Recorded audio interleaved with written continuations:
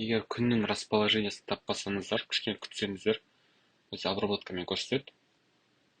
Қазір бізде күннің мына жақтан былайынан түсіп тұр басынан.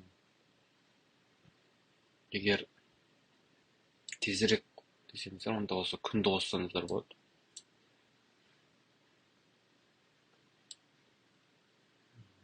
Осылай күннің көмегімен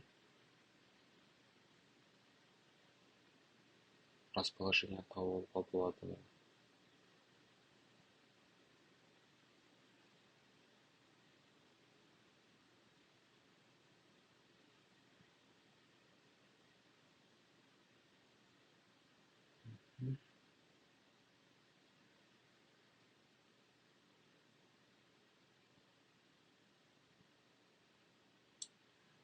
Такс.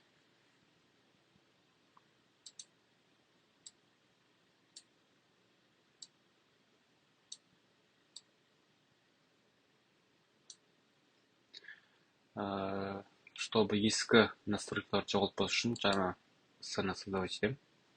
И екеуінің арасында ауыстырып қолданатын болар. Қазір менде мынау мысалы көптеген жерін ағаштар жоқ болды да енді бұларды кішкене былай орындарын қозғалтып көлеңкені қойып аламыз. Мысалы маған бұл ағаш емес, мына ағаштар секілді кедергі болып тұрады. Бұл ағаш емес.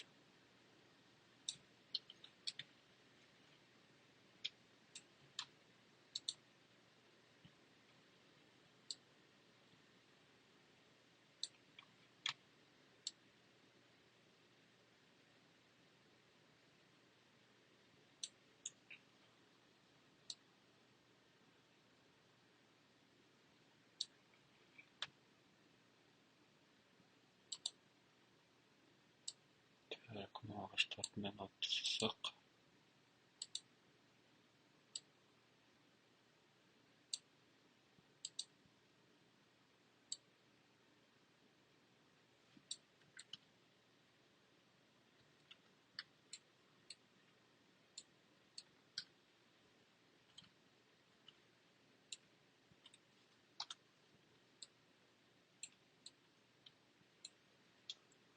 Кәдімгідей үлкен көлеңке жасап берді мына ағаштардың өзі. Маған бұл ұнап тұрған жоқ. Сол себепті осылайынан расположениесін өзгерту керек. Чтоб жартылай көлеңке түсіретін, толықта жоқ болмайтын. Жартылай ғана көлеңкелерін түсіріп тұратын.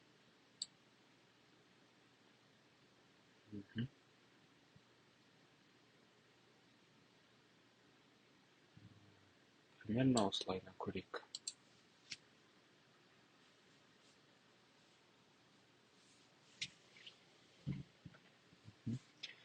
Такс.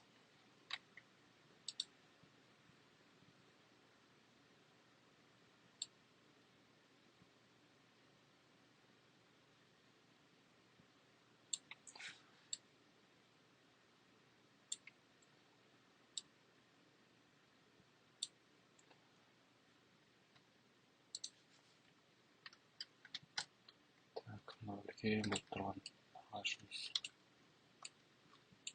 қатты көлеңке болып тұр.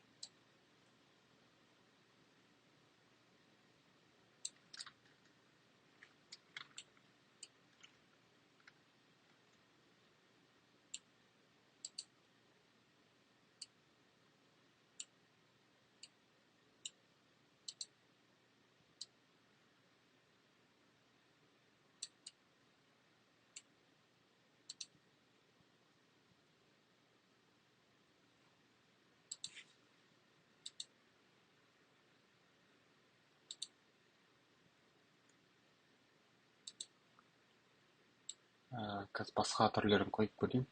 Мүмкін бұлар жақсырақ болатын шығар.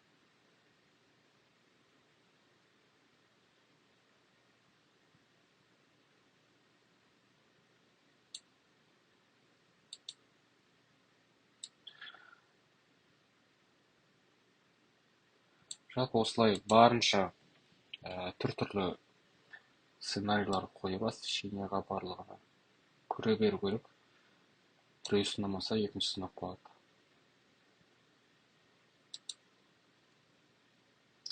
бірден 100%-ке ұнайтын сценарий ол көп кездеседі, редко болады мұндай случайлар. Көбінде осылайдан біраз уақыт кетіреміз.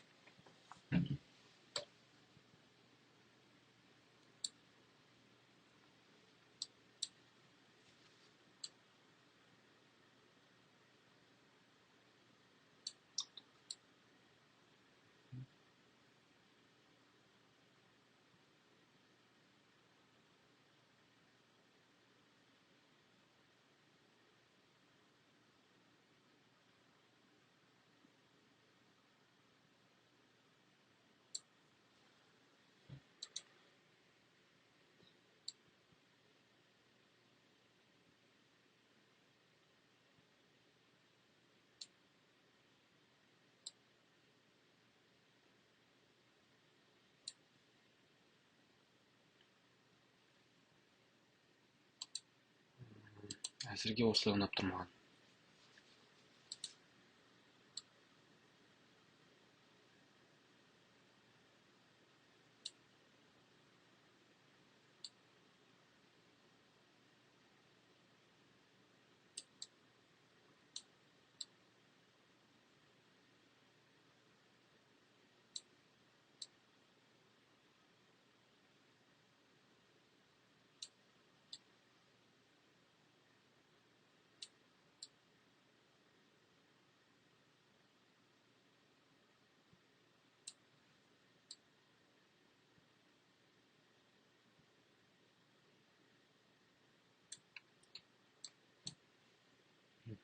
Так, температурасын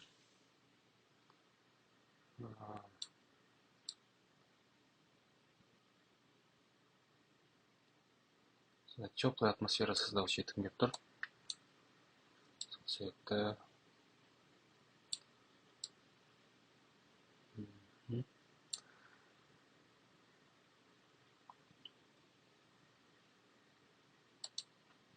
минуттарды ашып көрсек болады.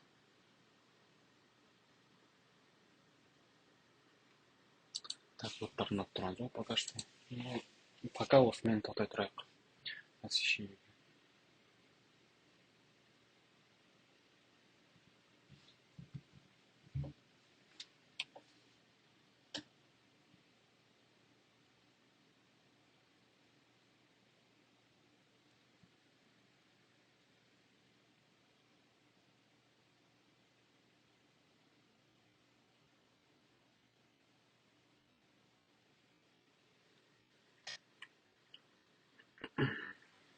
Так, сәл.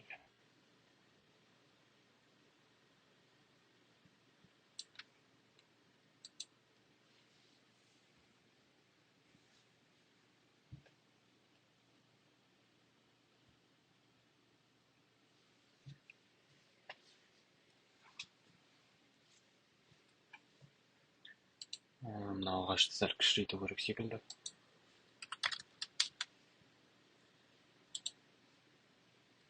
Так, енді мен камераның расположениесін тағы кішкене өзгертіп көргім келіп тұр.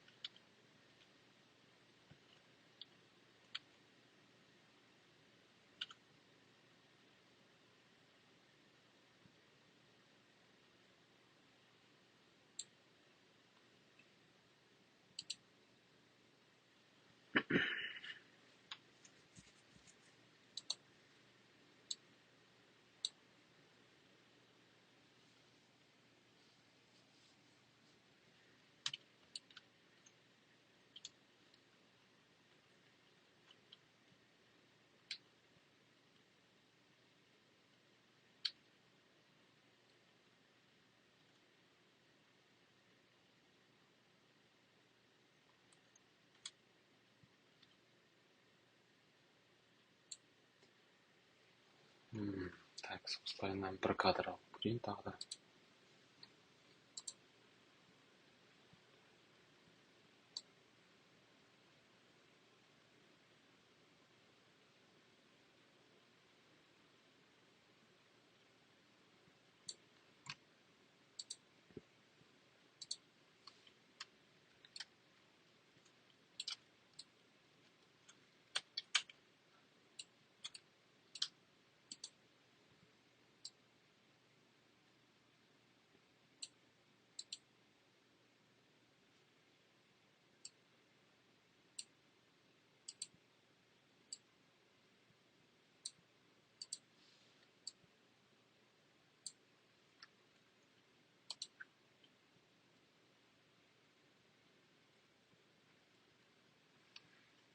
енді мына жерге передний планға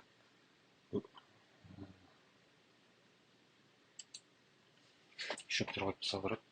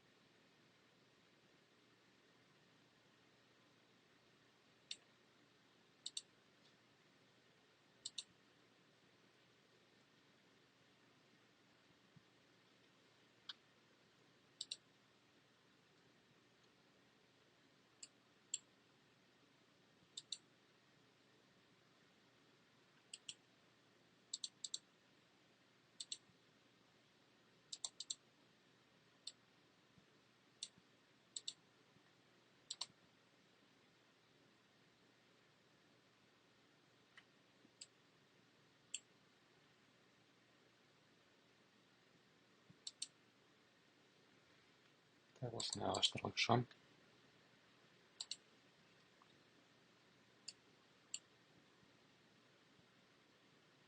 Мына жерлерге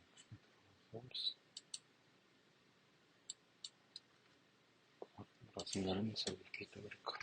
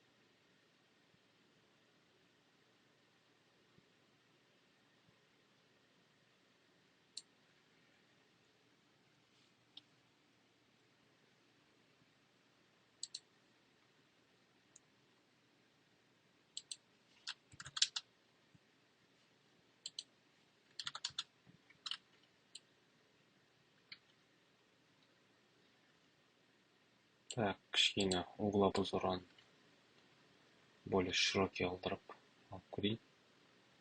Себебі мынау екі шетінде пространство көп қалып жатыр да, маған ол ұнап тұрған жоқ.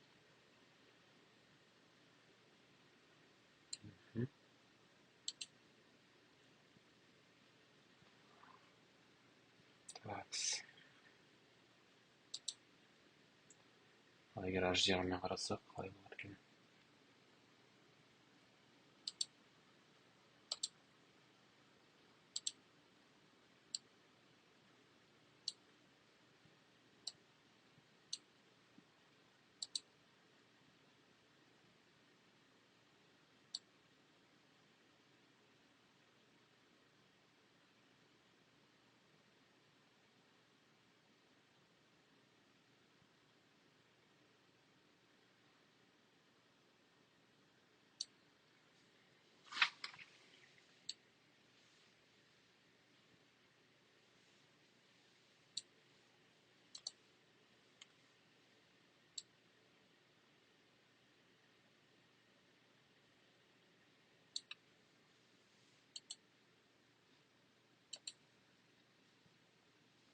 Так, мынау бізде бірінші вариант. Екінші вариант. Және де үшінші вариант.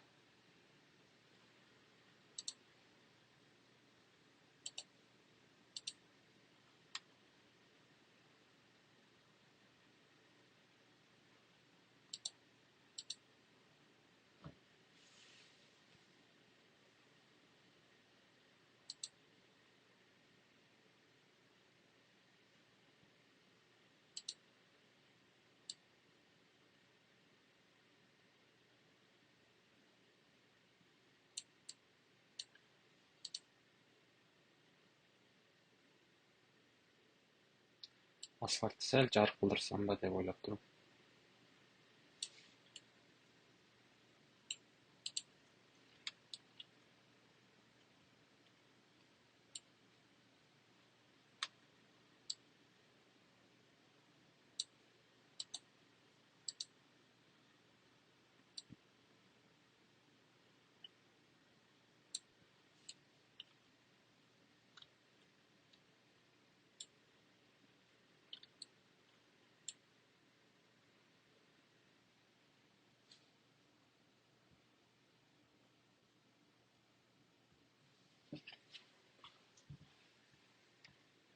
Так.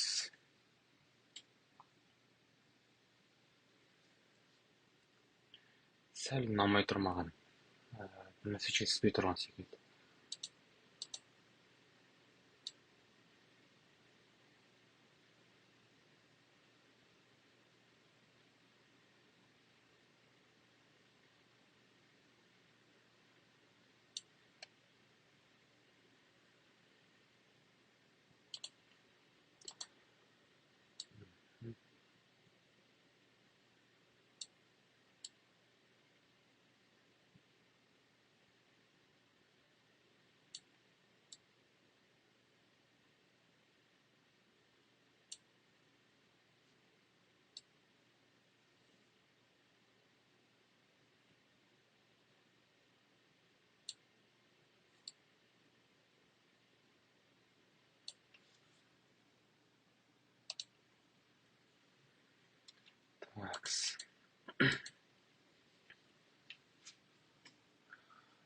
Жалпы осылайынан қойып болғаннан кейін рендерға бүкіл материал, объекттерді былай қойып болғаннан кейін негізінде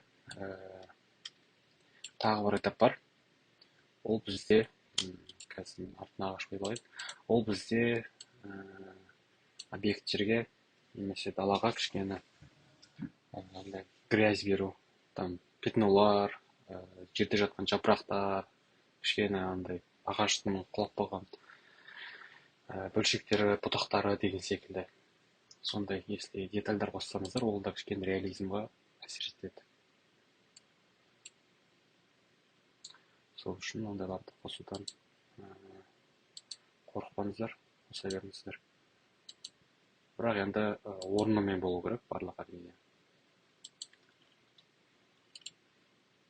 Мен артына ағаш қойсайын қазір задний фонға. Ағаштар бізде сәл биік болып кетті, маған ондай биік керек емес, сол үшін былай төменге түсіре саламын. Сәл горизонт жауып тұрса болған. Біреуісінің масштабын кішірейтемін де, оны да былай түсіре саламын. Сонда сәл былай төменгі уровеньді кішкене жауып тұрады. Менде мына жақта бір ағаш тұр артында, соны мен былайынан жібере саламын. Мына жағыма.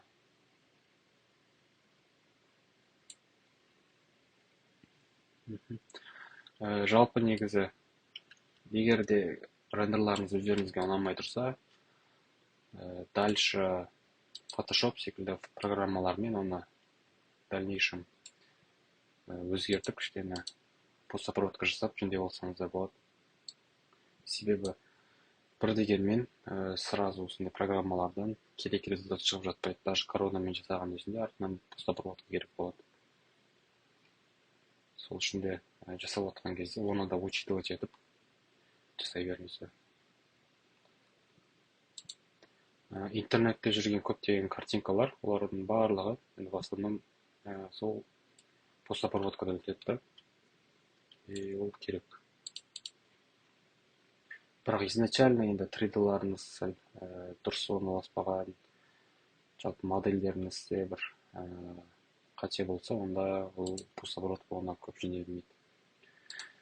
Модель дайындаған кезде в основном бізде детальный жасау керек та.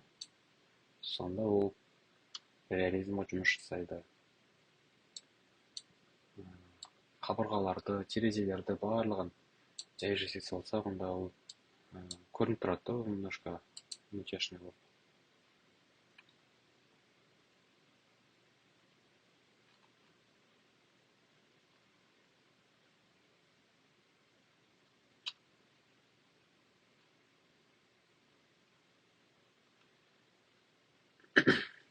Маған бір ағаштың түрі керек.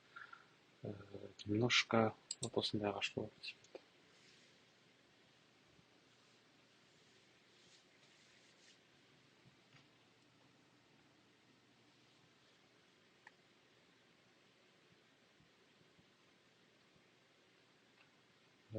Жоқ кетті.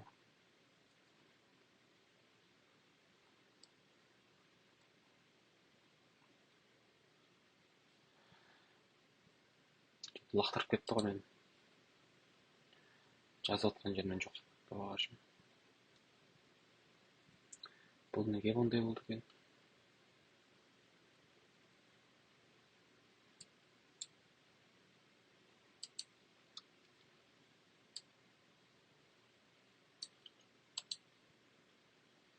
Так, осылайынан қоямыз.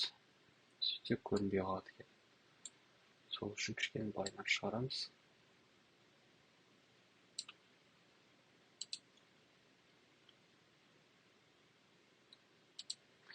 Енді более-менее болды деп ойлаймын. Маған енді мынау асфальтқа кішкене жапырақтар, сондай детальдар қосып жіберу керек. И фасадқа кішкене қосу керек. Сонымен жайлап болып қалдық деп ойлаймын.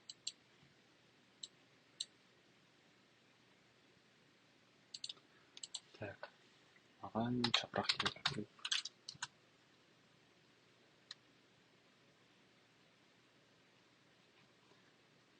жабық дұрыс. Таппады.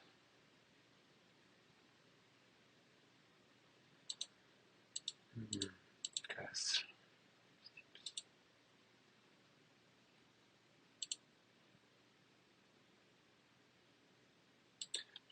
Fallen leaves деген не бар.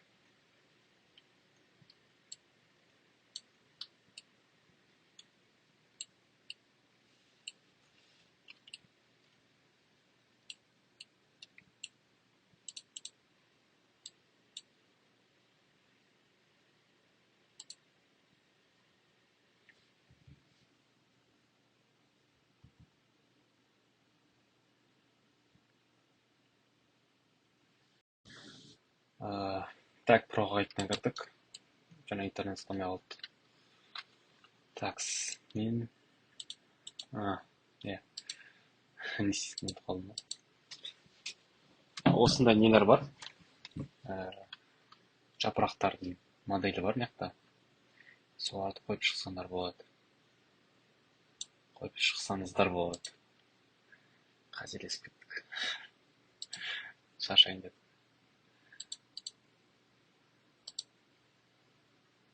Өзіммен өзім отырып шаршап отырмын.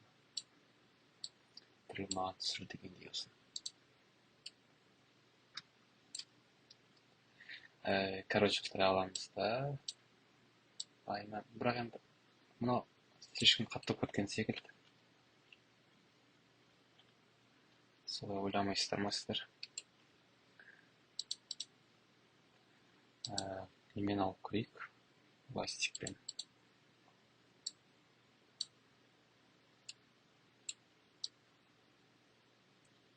Кішкене ұшып тастайық. Аяқ жағындағы барды.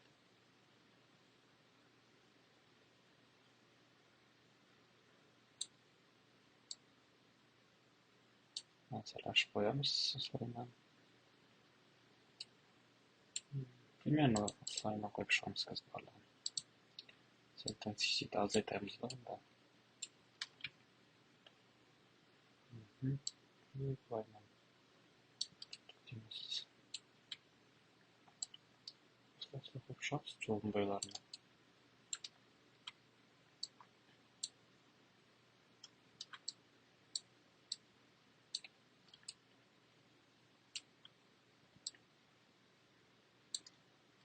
Так, бұл жерде қате кетті.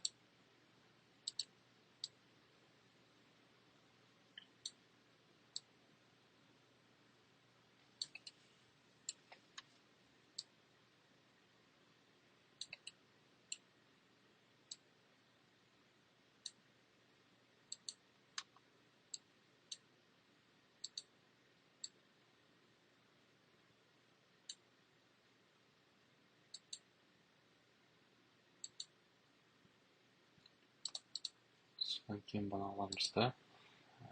Бұларды түсіреміз. Енді бір-бірінде қойып шығуға болады.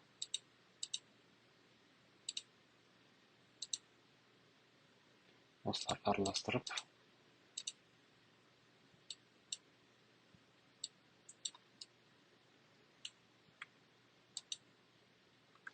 Такс. Слишком не густой.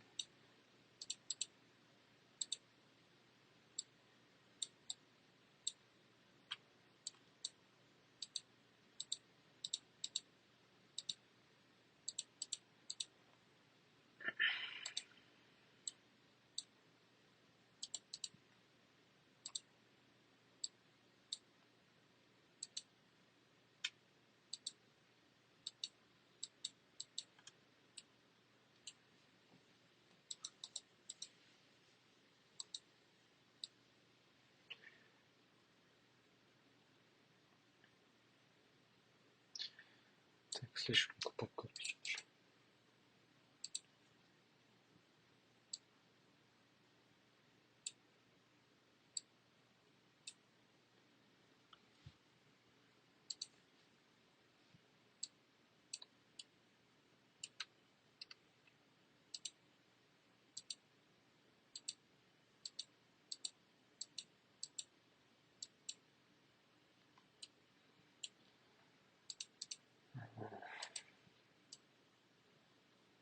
ешкі көп түсіп отыр. Bir-iki ғана қалды, просто қоймалап жасауым.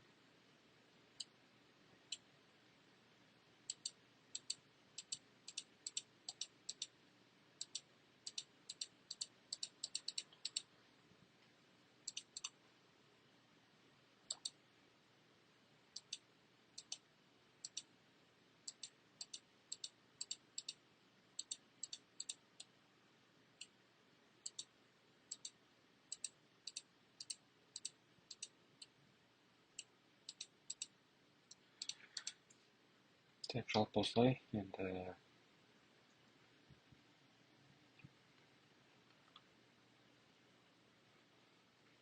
тағы не бар еді бұл жерде.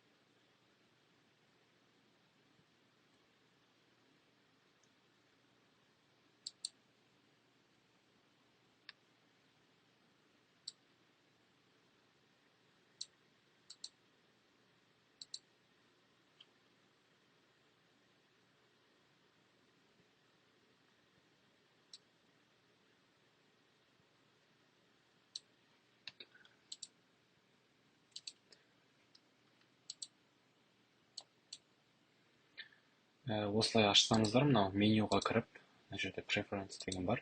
Осы жерде widget деп бассаңыз, тағы да дополнительный инструменттер бар. Мысалы, мынау color grading деген цветокоррекция керек, проектор секілді, мынандай жарық түсіретін, жалпы осындай инструменттер бар тағы да дополнительно. Қолдана берсеңіздер болады. Мынау верочкамен видео түсіруге болады. Мынау енді мысалы картинканың дополнительный нелері, настройкалары, видеоның настройкалары. Мен бір инструментті іздеп отырмын.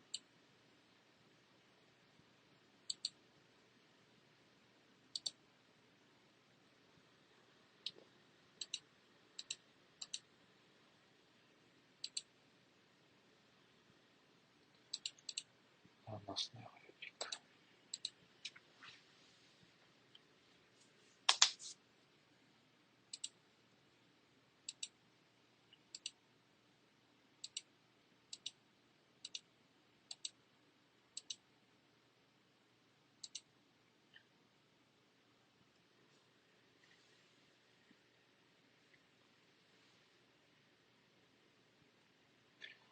Міне осы жаққа кірсеңіздер, библиотека, осы жақта тағы да дополнительный аспандар бар, HDRI карталар. Осы жақтан жазып қолдансаңыздар болады негізінде. Мен жаңа оны ұмытып кетіппін. Қандай бар екен, оказывается, тағы да.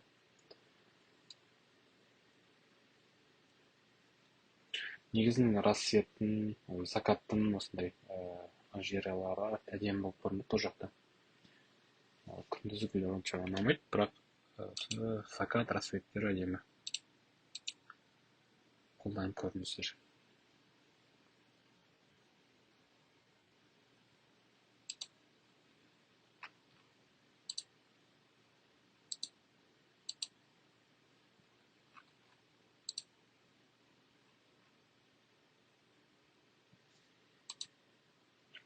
Так, бұл бізде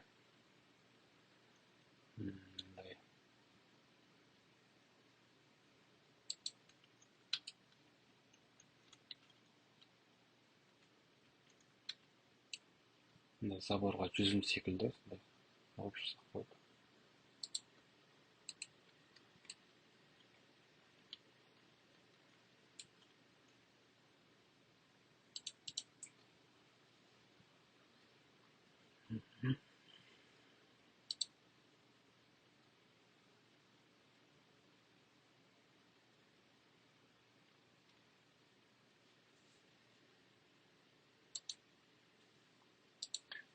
осындай дүниелер қойсақ болады. Үйдің крышасына біз.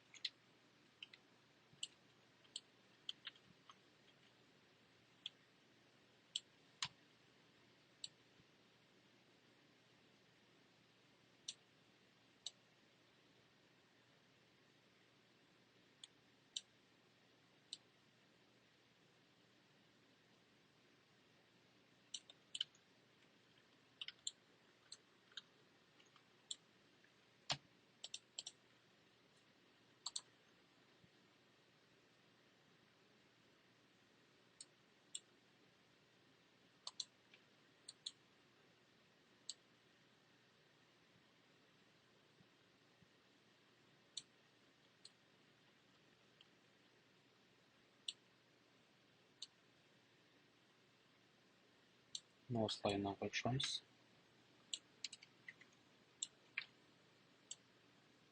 Жалпы мен қазір жай ғана эксперимент жасап отырмын, былай айтқанда. Бұндай негізі планда болмаған, бірақ көріп қойғым келіп отыр.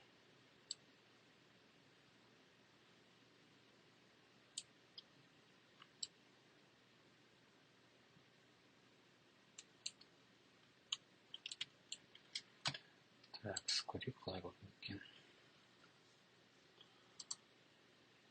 Жоқ, былайынан жаман емес секілді. Өзіме ұнап тұр. Сіздерге қалай. Қазір дополнительно, предварительно рендер жасап көрейік. И сол жерлер уже қателеріміз барлық көрінетін болады. Қазір көрмей тұрған. Ол үшін осы неге кіреміз. Мына жақтан өзімізге керек форматты 2К качествомен рендер жасай береміз. PNG емес, мен JPEG-пен жасай салам. Қазір ешқандай карта керек емес. Рендер queue'ға жіберем.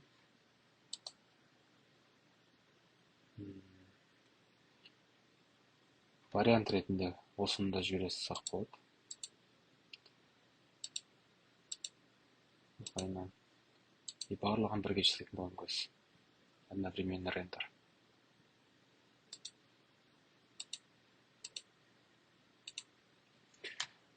Тағы бір кадр ала салайын. Дополнительно.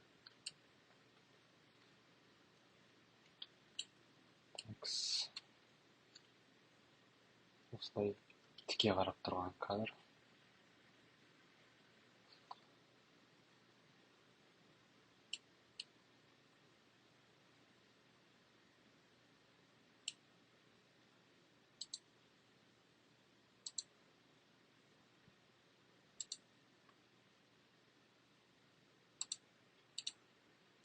Бұл жерде алдында газон ештеңке жоқ, мен жай ғана для себя көрейін деп жатырмын. Просто камераның расположениесін. Мынаны басам, сол жерде осындай не кіреді. Мысалы, жаңағы таңдаған 4 кадрымыз шығып тұр. Осылардың барлығын таңдаймыз. Мына жерден өзімізге керек папканы таңдаймыз. Қай жаққа папкаға бару керек. И рендерға басамыз. 4 кадрды бірден жасайды. Бірінші рендердің алдында осындай файлды сохранить етіп алады.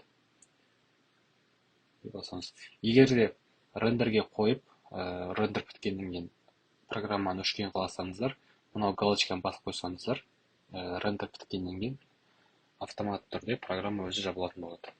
Мысалы, қазір мынау рендер кетті, бірінші вот калькуляция есептеп отыр. Қазір сағат жарады. Вот 20 секундтың көлемінде бір рендер дайындап берді. Жоқ, енді уақыт көбейді, 1,5 минут деп тұр. Примерно енді сол 1,5 минуттың көлемінде бір картинканы дайындап береді.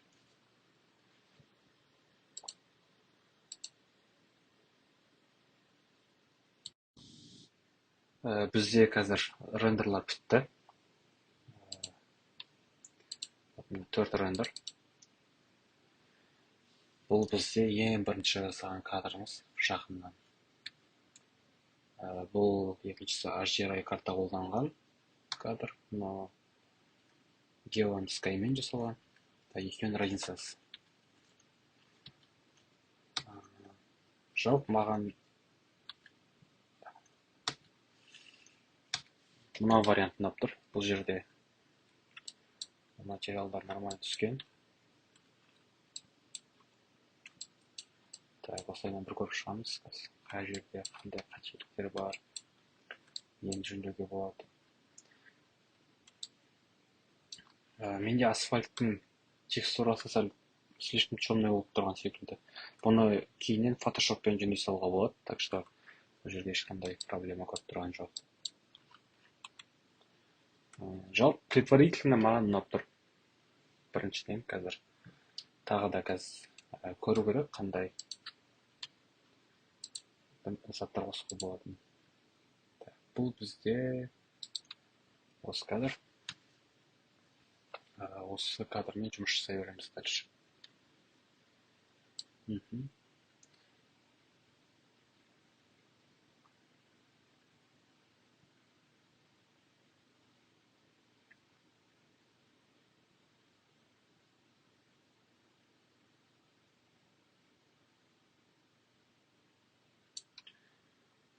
Осылайынан көрейік.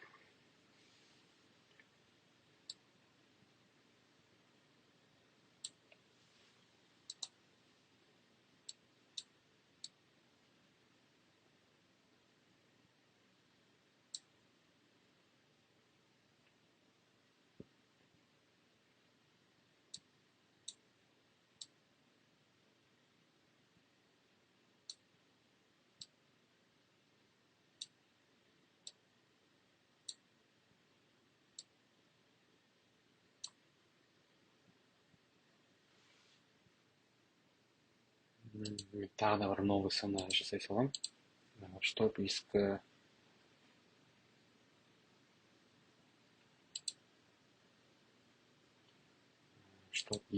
вариантымыз жол кетпес үшін. Так.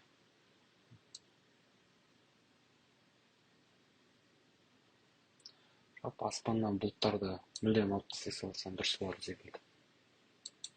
Бұл скорость керек емес. Фок қосып көрейік. Фок дегеніміз бұл тұман.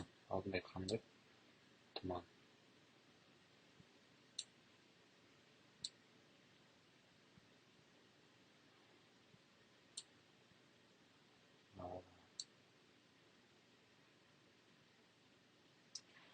Жалпы фок керек емес секілді. Фоктың орнына бұл лайт ауысып көрейік.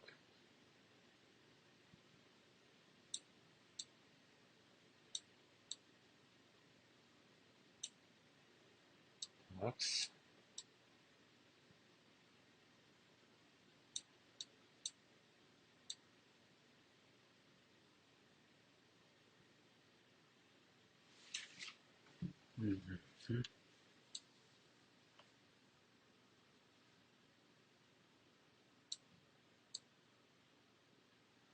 Мен жұмыс жасаған кезде көбіне осындай бірінші ең үлкен мощностьына қойып аламын да, содан уже жайлап азайта беремін параметрлерін.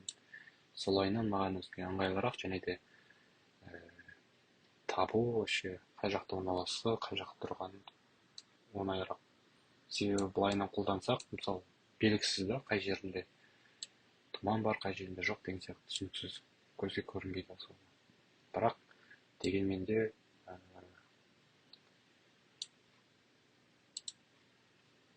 көзге көрінбегенмен кішкене болсын эффектлер тұрады. Атмосферный осадкиді қолдануға болады негізінде. Ол үшін мынау нелерін алып тастаймыз, силасымен размерлерін. Тек қана мынау осы екінші нені қалдырамыз, настройканы. И осыны бүйтіп не жасау арқылы, мына жерде мысалы көріп отырсаңыздар, асфальтта осындай судың нелері су қалып тұрды осылай. И осы арқылы тоже интересный не алуға болады. Асфальтымыз кішкене более-менее фактурный, кішкене отражениемен көріп тұр. Енді былай тура қойсаңыздар прям полный көл болып кетеді. Сол үшін былай жайдан кішкене қойып жасап көрсеңіздер болады. Қысқылдырсаңыздар болады, бірақ енді қыс керек емес. Сол үшін осылай қалдырып көремін. Тағы да мына жақта бізде бюджетте color grading деген бар. Осыны қосып алайық. Бұл бізде мына жаққа шығады. Міне ең астына шығып тұр color grading деген. Бұл жерде цветокоррекция керек. Мысалы мынау shadows дейді, барлығын осылай жасауға болады. Кәдімгідей сол Photoshop секілді программаларда жасай беруге болады. Бірақ мен бұны қазір қолданбаймын. Кейінірек Photoshop бағдарламасында, программасында соны қолданатын боламыз. Қазір мен бір-екі шөптерге кішкене не қосып жіберейін деп жатырмын. Алдыңғы передний планға кішкене болсын. Тағы да бір-екі шөптің түрлерін қосып жіберейін деп ойлап отырмын. Сол арқылы тағы да кішкене қызығырақ передний план аламыз.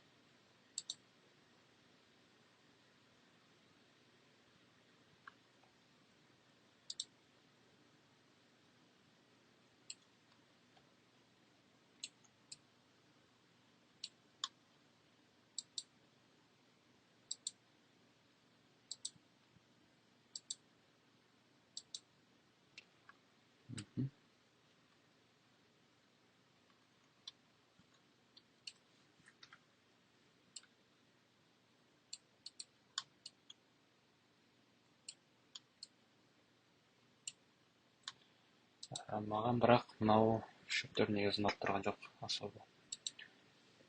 Себебі бұларды кішкене өшіре саламыз ғой.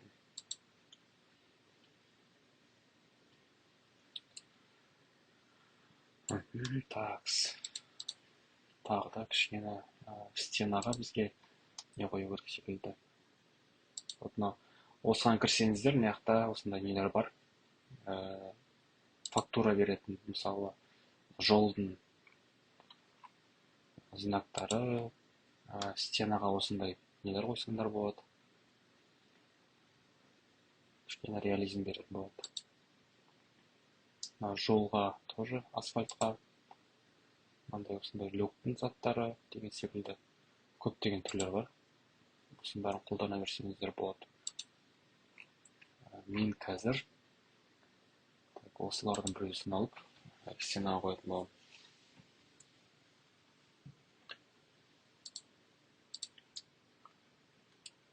Былайынан 100% идеальный стена жасап, бұндай жасап тырыспай қойыңыздар.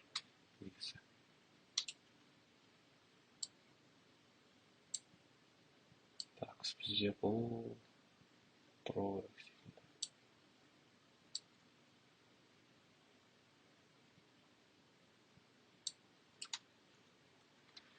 Так, бұл қай жерде тұр көрінбей тұр.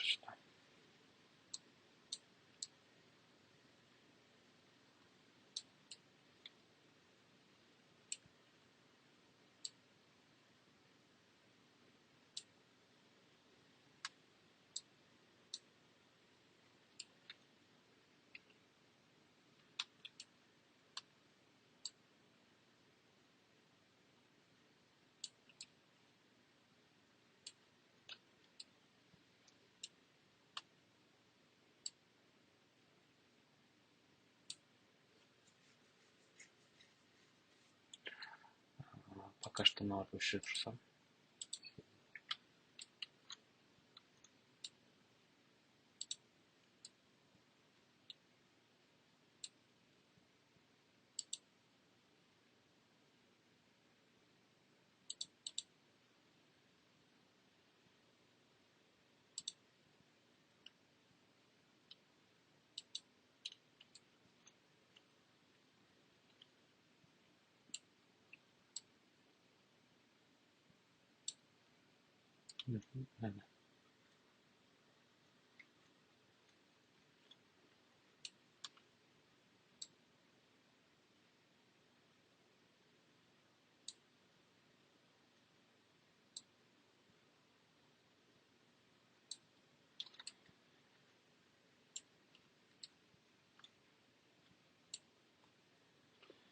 осылай болып шығады.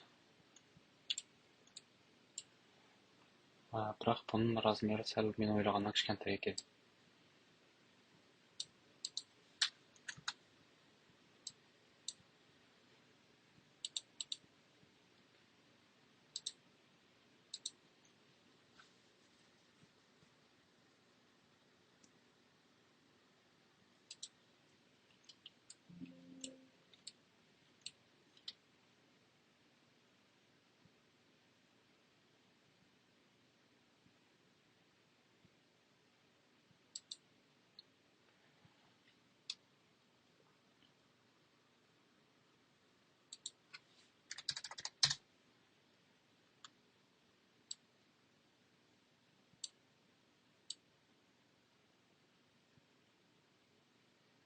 Осылай размерін кішкене үлкейтіп қойсаңыздар болады.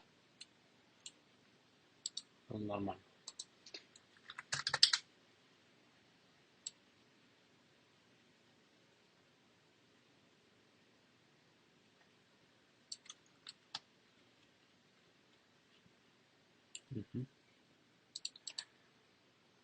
Ендігі кезекте бізде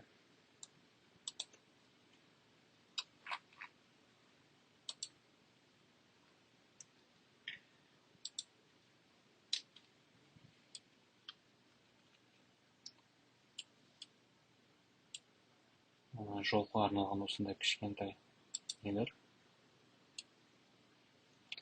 Жалпы шын өмірде де осындай дефекттер көп қой, сол секілді қоя беріңіздер. Бола береді.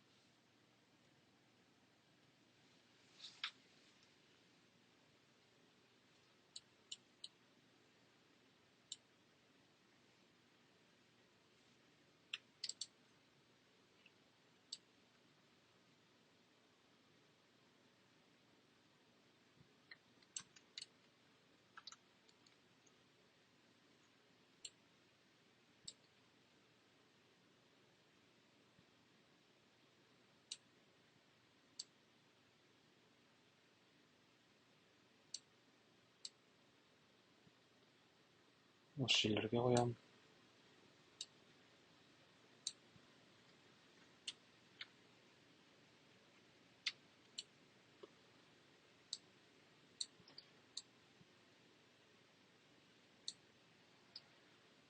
Opacity дегеніміз бұл прозрачность. Осы арқылы кішкене былай прозрачность деп жөндесеңіздер болады. Қатты қараймыз, кішкене осындай сәл көрінетіндей болып тұрса, негізі дұрысырақ болады деп ойлаймын. Себебі күнделікті мысалы жаңбырдың өзінен осындай стеналарда осындай дефекттер пайда болады, су ағады деген секілді. Сол үшін бұндай дүниелер шын өмірде көп кездеседі. И былай рендерға да қоя берсеңіздер болады.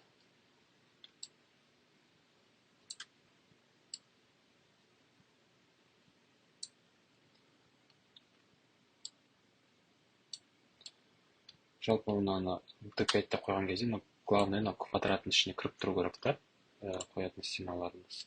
И осылай высота арқылы былай тауып аламыз. Высотасы арқылы келтіреміз. Мысалы, осы жерге келеді. И былай қоямыз. Тоже opacity-ді азайтамыз кішкене. И осылай қойып жасаламыз.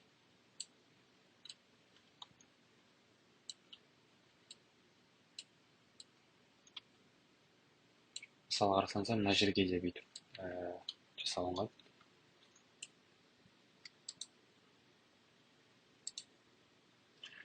Бұндай дүниелер көбіне былай байқалмайды адамдар, бірақ общая картинаға влиять етеді.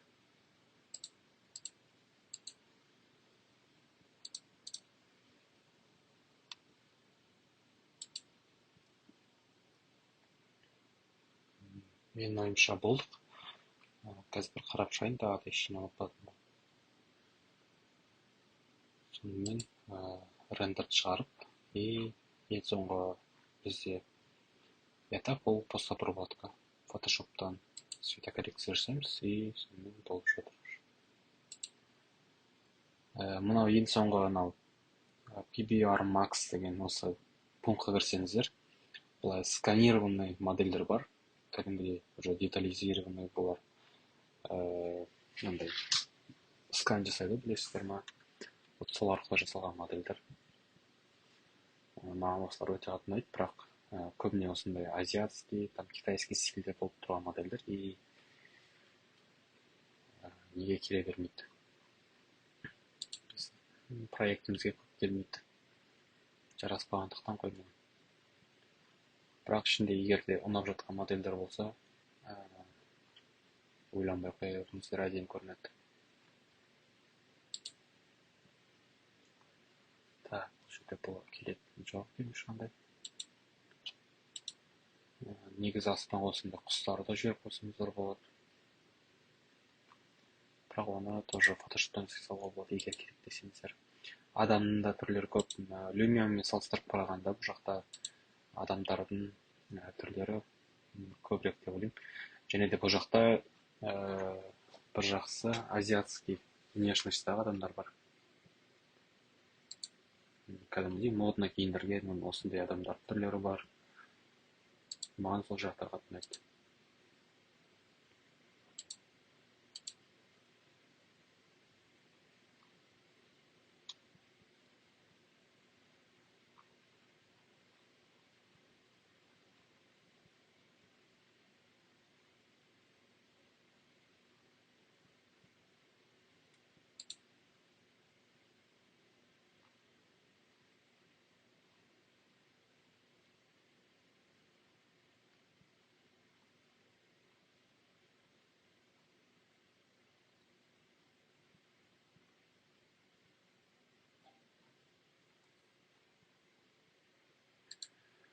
Так, осындай бір ағаш қоя салайын деп ойлап отырмын.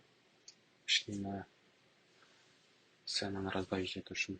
Әйтпесе барлығы жазып болып кетті.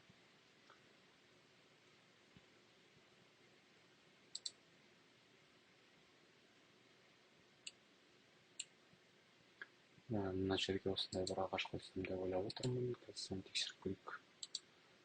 Қалай көрінеді екен. Так, кішкене размерін кішірейту керек.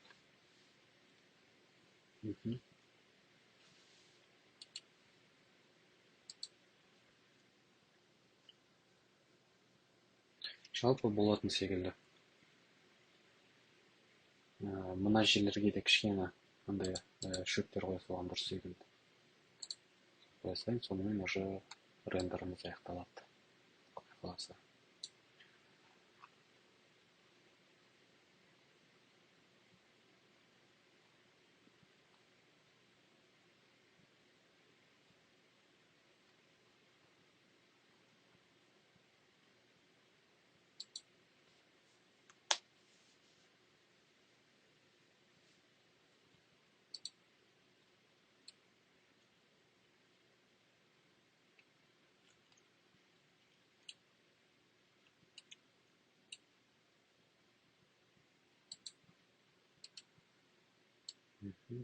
Так,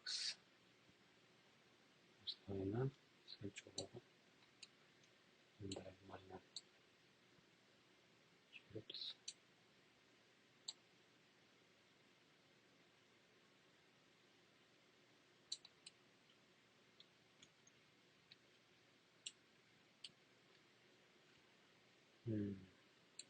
Осылай тұра берсін. Негізі сәл размерін кішірейте салуға болатын секілді. Мұны 800. 800 болып кетті.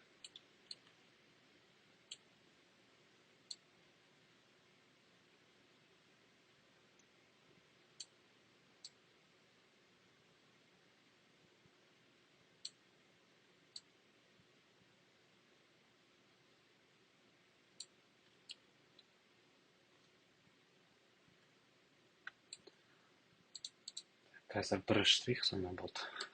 Осы жол точно болды.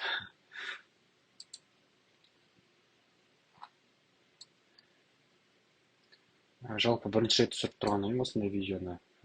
Кейде видео түсіріп отқанды ұмытып кетесің. Сол себепті егер сен дұрыс айтпасам, дұрыс жасамасам, кешіріп қойыңыздар. Жайлап үйренеміз.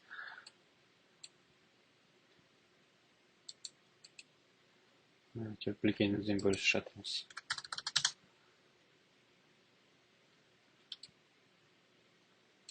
Мен өзім сол архитектор оқыған кезде осындай видеоларды көп таба бермейтінмін. Былай түсіндіретін, айтатын. Сол себепті өзімде кезінде оқыған кезде, үйренген кезде көп заттарды біле бермедім. Сол себепті де мен қазір сондай видео түсіруге шешім қабылдап отырмын да. Менде қазір мына жерде бір момент болып тұр, тағы да мына передний пландағы ағаш маған ұнап тұрған жоқ. Оның орнына бір басқа әдемірек ағаш табыла ма екен? Қойып тастау керек.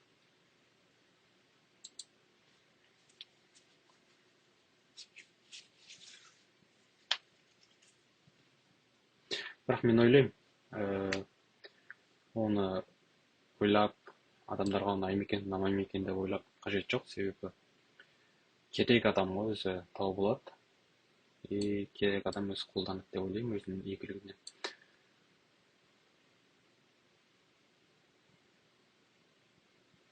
Себебі бұндай контенттер көп интернетте негізі, бірақ көбіне орыс тілінде, ағылшын тілінде, оны түсінбейтін де кісілер бар, сол себепті сол кісілерге керек болады деп ойлаймын.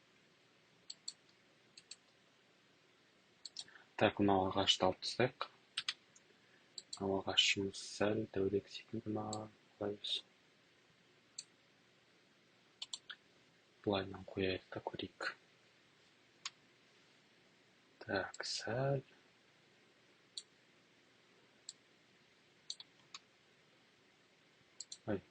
Есіне жүріп жатыр екен ғой. Сәл бір расположениесін тастайық.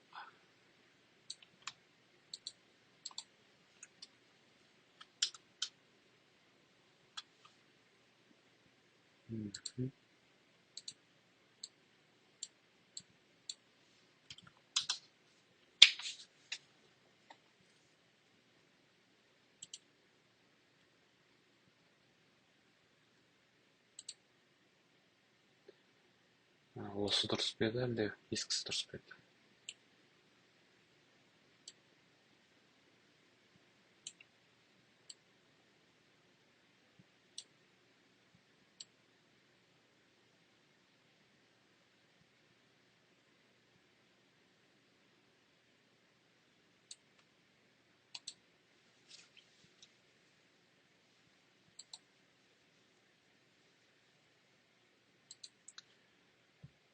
Так, бұл осымен қалдыра берем. Қатта.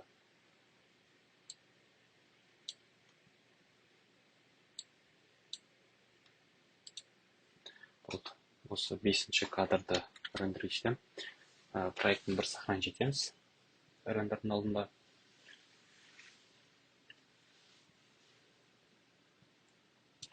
Жалпы машинаның түсі қалай сіздерге? Мүмкін өзгертемін.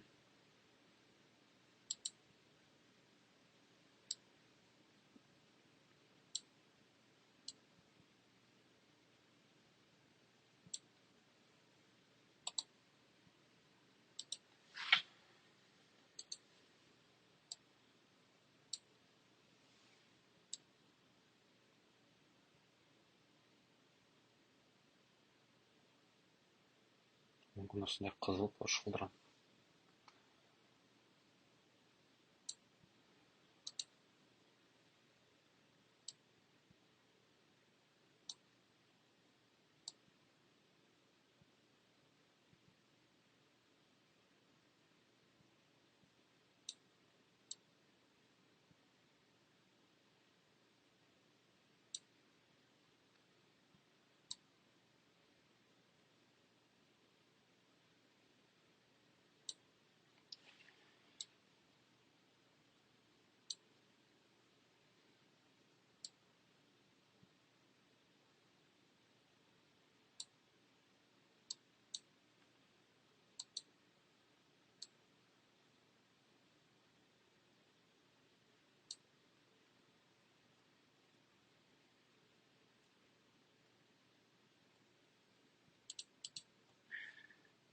қазір маған бір идея келіп отыр, соны көре салайын, тексере салайын. Машинаның жүрген андай артынан қалдырған шаң секілді андай жоқ екен деп.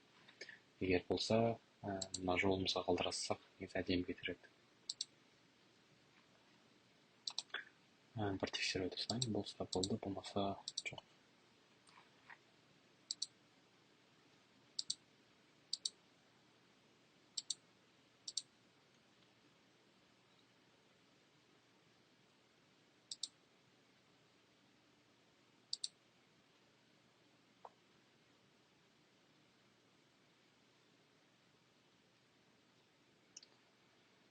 Жоқ екен. Болды, енді осымен рендер жасаймыз. Бармен базар. Такс, осындай, я. 8К мен жасайын. 4:3 деген формат таңдайын. 4:3 минут өсе берем. Картадан маған мүмкін SkyMask керек болады. Оны білмеймін, материал ID керек болуы мүмкін. Мына кереміз, осы үшеуін таңдайым. Оларды кейін түсіндіріп кетемін, не үшін керек екенін. Осымен болды. Рендерге жіберем. Сохранить етейін. 8К.